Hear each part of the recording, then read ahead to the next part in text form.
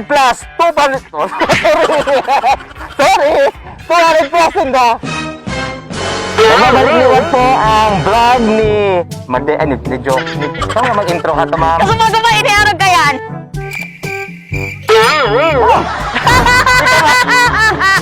Ikaw, welcome! Welcome to our second vlog. Tinawag namin po ang vlog namin na... Ano tama? Welcome! Ano? Ikaw na doon! Graduate to card. Bagang oran. Mahal na. Ano gani ate? This is our city. I was born here. I grew up here. Only up here.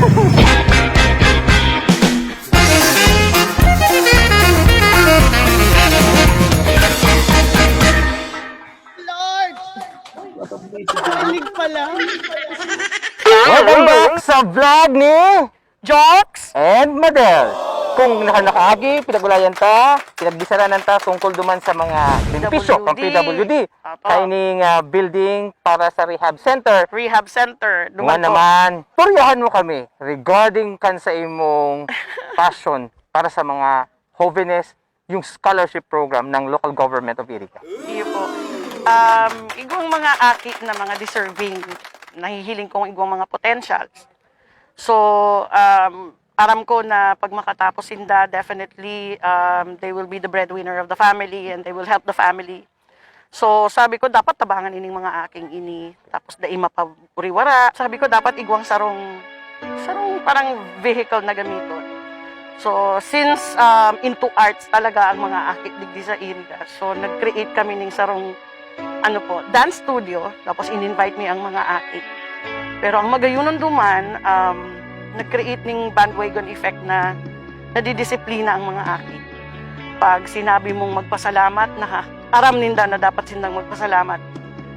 Pag marespeto sinda, aram ninda na dapat magrespeto sinda. And yan po ang sa mga pag-uugali ka mga aking yan. So until na nakatapos po sinda ng college, mabubuutan ng mga aking yan, nag-abroad na sinda, dahil sinda nalilingaw pag-aabot. Digwa kaming Toblerone. So, dahil nakakalingaw, lalong-lalo na yan. Si Jolan, pero may dara-dara ka yan, Toblerone. Fulfilling pag nahihiling mo na nakatapos na sinda.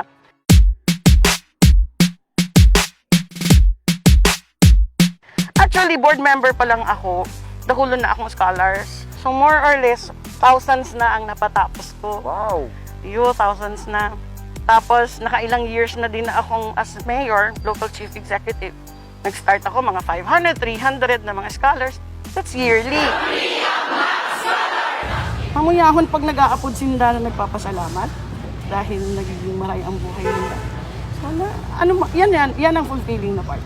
Ang tingong ako, ano yung mga scholars sa iyong nagkaklase, public or private? Papaano na itatao to assistance? Kanda? Mostly are private, some are public. But itong private, it depende kaya iyan sa kung si Isay Ancoa na director, kung paano ang proseso ang gusto nila. So minsan, ang gusto nila, ang aki mismo ang nagkukuha ka itong money, sinda ang mabayad mismo sa school. Pero igwaman mga COA directors na gusto nila, direkta na ang bayad sa school. So anytime kung anong gusto kang pinagpa-follow me ang proseso. Pero usually full scholars nila. Gabos na mga sa academics, gabos yan pinagtataoming libre. Paano man makatatapos kung dai mo i-full yan o i-staggered mo lang? Minsan dakulon sindang nag-i-eskwela sabay-sabay.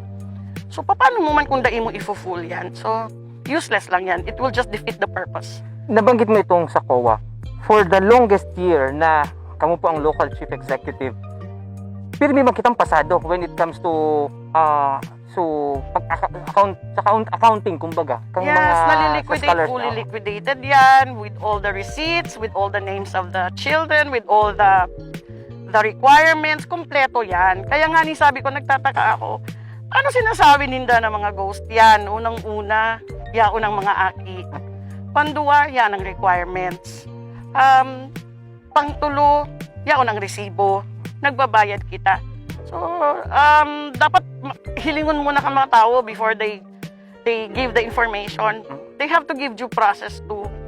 So, masakay ito niya na nagpaparasabi ka na arog kayo pero bako man totoo. Yeah. Ano na lang ang pigtutugon po nindo, pigsasabi nindo permi sa mga scholars ta na pag igwang arog kayo ni mga narurungog. Actually, yung mga scholars nagre-react man nga ni Sinda. So, iba nga ni nagvo-volunteer na, mataram kami, what do you want? Para maka-proof lang na talagang bakong totoo ang mga spekulasyon. So, itong pinag-a-allege sa imo. The best way na i-address mo ang issue lalo na kung peke is ipresenta mo ang tama. Sinda kaya talagang pirit nindang pinagtatama ang sala, pirit nindang pinagsasala ang tama. So, the best way is to show to them and i-prove ta sa inda, ipahiling kung sisay talaga itong mga taong ito. So, i-wish na lang na good luck ang sa tuyong mga scholars na ipadagos ninda ang pag-aadal despite ka mga inaagihan ta ng pandemic and maging safe lang sinda sa indang pag-aadal. Iyo po. Kadaklan sa mga scholars ni Ate Madel, mga millennials, kaya di ako matugot para sa sarong challenge na pang millennial. Hala, Ate Madel, ready ka na ba? itatry ko.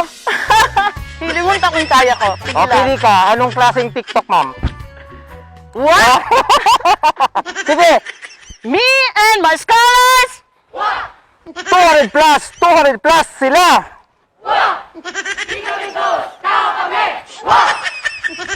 Alright! Ma'am, ining background ta, Iyo po. ICT building. Opo. Pero sa kadakula ang kaini, paano ini magiging kakulang tabang sa ekonomiya ng syudad? Okay. Compose inining tulong floors. So, ang first floor, these are all food court, mga rentables.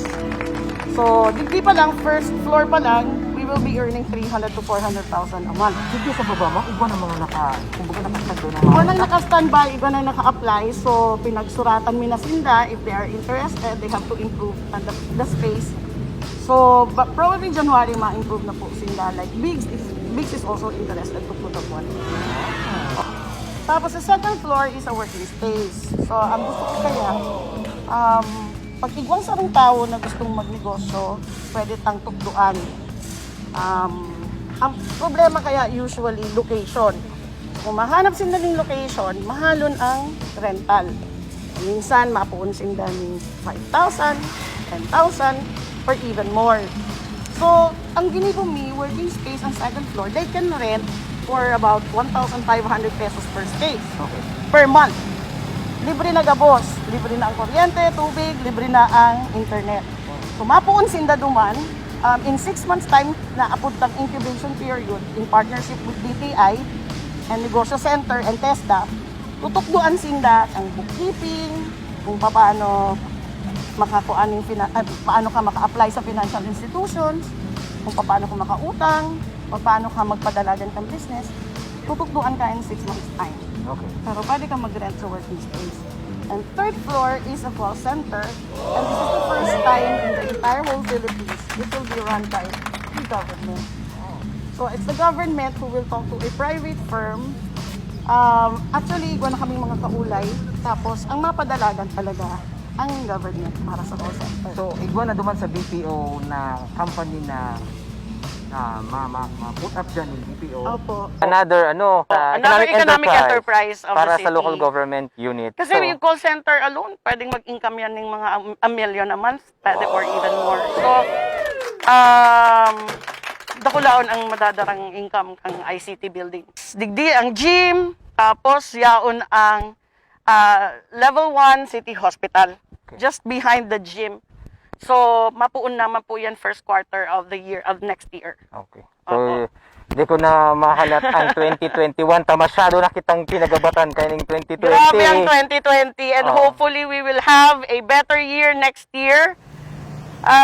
Sana mamuyahon na next year, ano? Sana mayo ng COVID. Sana makahanap na kita ng bakuna. Sana maging successful ang bakuna. Hopefully, better year talaga sa Gabos. Okay. Lalo na sa mga nagbagsak ang negosyo, sa mga nag-close, MSMEs. Yeah. Yan talaga mga fully affected. Tapos tourism. yan talaga ang fully affected. But for the meantime, habang nag-aalat kita na maging maghayunaan sa tuyang 2021, di po nito paglingawan. Di po nito paglingawan. Nasundan ang vlog ni Jokes! Andy Madel. Merry Christmas! See you next time. Graduate to card. Pagang oran. Mahal na. This is our city. I was born here. I grew up here.